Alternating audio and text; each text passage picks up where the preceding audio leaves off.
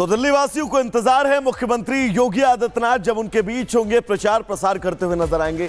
लेकिन योगी आदित्यनाथ के कार्यक्रम क्या है, तो सबसे पहले बात अगर 23 जनवरी की करें तो किराड़ी में उनकी सभा होगी, 28 जनवरी को मुस्तफाबाद में योगी आदित्यनाथ की सभा होगी, 30 जनवरी महरौली वो विधानसभा जहां पर योगी आदित्यनाथ सभा करते हुए नजर आएंगे, 1 फरवरी वो तारीख जब पालम में योगी आदित्यनाथ की जनसभा होगी, 23 जनवरी ही उत्तम नगर में योगी की जनसभा, 28 जनवरी को गोंडा विधानसभा में योगी आदित्यनाथ की जनसभा, जबकि 30 जनवरी को आरके पुरम, 1 फरवरी को बिजवासन में योगी आदित्यनाथ आपको दहाड़ते हुए नजर आएंगे। साथ ही अगर बात करें 23 जनवरी की है तो जनकपुर में 23 जनवरी को इनकी तीसरी सभा होगी, जबकि 28 जनवरी को शाहदरा में योगी आदित्यनाथ आपको दहाड़ते हुए नजर आएंगे। 13 जनवरी राजेंद्र नगर में योगी आदित्यनाथ की सभा और 1 फरवरी को दिल्ली के द्वारका में योगी आदित्यनाथ रैली करते हुए नजर आएंगे। 23 जनवरी को जनकपुर में योगी आदित्यनाथ की रैली है, 28 जनवरी को पटपड़गंज विधानसभा में योगी आदित्यनाथ का कार्यक्रम है, 30 जनवरी को छतरपुर, 1 फरवरी को द्वारका में योगी आदित्यनाथ की रैली होने वाली है। और बीजेपी ये जानती है कि योगी आदित्यनाथ जिन सीटों पर प्रचार करते हैं शानदार स्ट्राइक रेट रहता है। और बात महाराष्ट्र की करते हैं। महाराष्ट्र में बांग्लादेशी घुसपैठियों के खिलाफ एक्शन लगातार जारी है।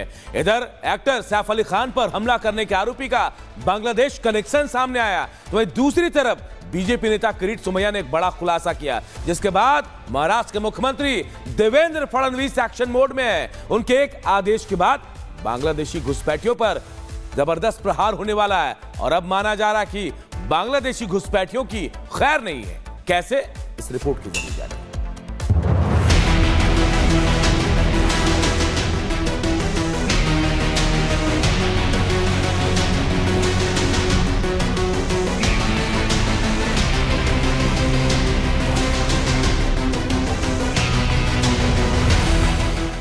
पुलिस के शिकंजे में ये वही शख्स है जिस पर फिल्म अभिनेता सैफ अली खान के घर में घुसकर हमला करने का आरोप है।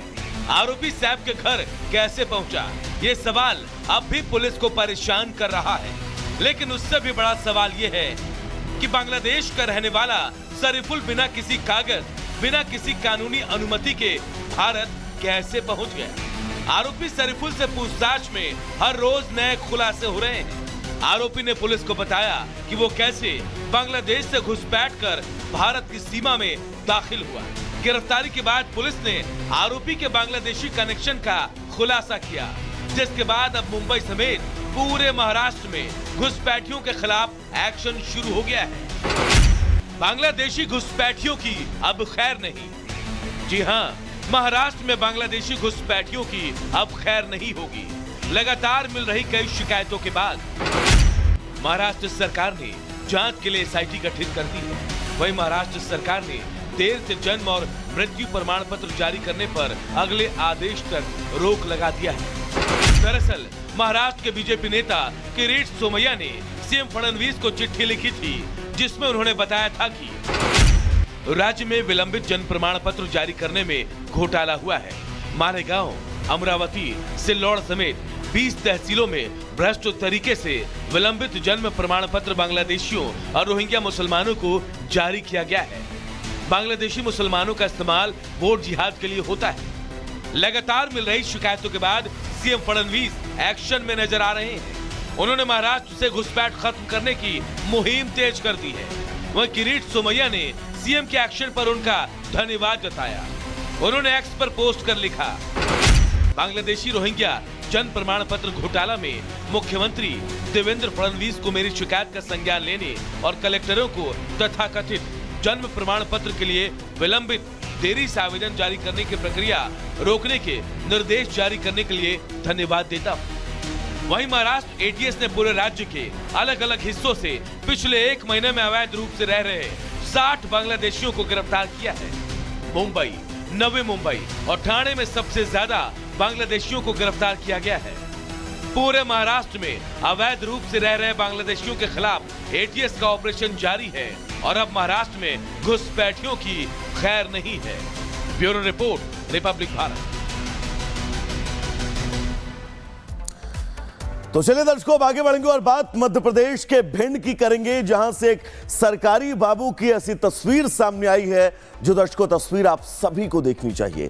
दरअसल सरकारी बाबू एक बुजुर्ग महिला पर इतना ज्यादा गुस्सा हो जाता है कि उसे इतना पीटता है कि वो बुजुर्ग महिला जमीन पर बेसुध होकर गिर पड़ती है। पूरी खबर इस रिपोर्ट के जरिए।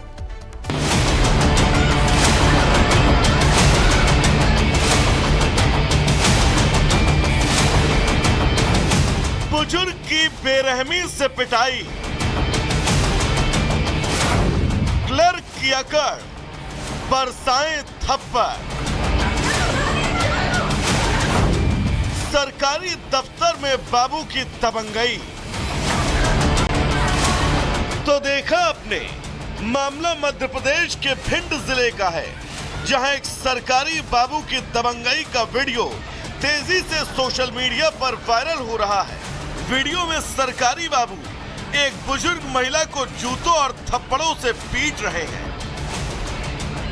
दरअसल बुजुर्ग महिला जमीन का पट्टा बनवाने के लिए भिंड जिले के तहसील कार्यालय गई थी, लेकिन जब उसने पट्टे को ऑनलाइन दर्ज कराने की गुहार लगाई तो आरोपी क्लर्क ने इसकी एवज में रिश्वत की डिमांड कर दी।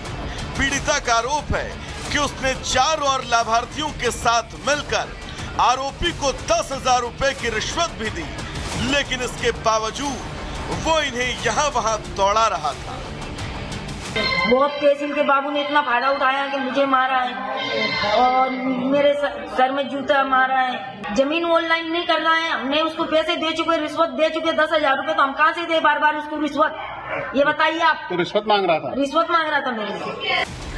सरकारी बाबू को महिला का उसे टोकना इतना नागवार गुजरा कि उसने बुजुर्ग पर थप्पड़ों की बरसात कर दी।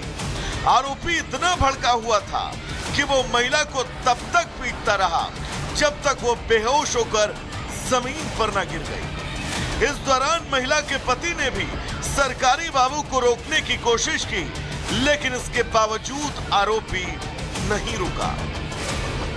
10,000 रुपया देगा ताकि बाद हम आज आए तो गन्ना गाली गलौज करो बाबू, गाली गलौज निकलो झंसे हक्का मुक्की करी।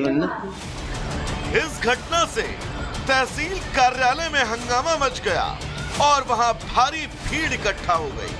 कई लोगों ने मारपीट के वीडियो बनाकर सोशल मीडिया पर वायरल कर दिया। वहीं मामले की जानकारी मिलते ही पुलिस भी मौके पर पहुंची और बेहोश पड़ी महिला को जिला अस्पताल पहुंचाया गया। साथ ही आरोपी दबंग बाबू के खिलाफ कई धाराओं में मामला दर्ज कर लिया गया। तहसील परिषद की बात है, जानकारी मिली थी तो मैंने सरकारी गाड़ी यहाँ से मेरा कॉन्स्टेबल साहब भिजवाई गई थी और हॉस्पिटल में इलाज के लिए भिजवा दिया गया था। आगे अगर कुछ कंप्लेंट आती है तो उसकी उचित जांच करके कार्रवाई करेंगे। अब मामले का वीडियो वायरल होने के बाद प्रशासन भी एक्शन में आया और बुजुर्ग की बेरहमी से पिटाई करने वाले दबंगई क्लर्क पर गाज गिर गई। मामले को तूल पकड़ता देख प्रशासन ने आरोपी क्लर्क नवल किशोर गौड़ को सस्पेंड कर दिया। Bureau report, Republic Bharat. और अब आपको एक ऐसी तस्वीर दिखाते हैं जो आपके मन को विचलित कर सकती है। यह तस्वीर ग्वालियर से आई है, मध्य प्रदेश के ग्वालियर से, जहां एक बुजुर्ग मानसिक रूप से विक्षिप्त महिला और उसकी बेटी को दबंगों ने जमकर पीटा है। प्रॉपर्टी विवाद से जुड़ा पूरा मामला था, जहां विक्षिप्त महिला को दबंग विजय अग्रवाल ने और उसके गुर्गों ने जमकर पीटा, लेकिन इससे भी जब उनका मन नहीं भरा तो खंबे से बांधकर उनको पीटा गया है। हालांकि सूचना पाकर पुलिस भी मौके पर पहुंची, लेकिन तब तक दबंग इन्हें पीटकर वहां से जा चुके थे।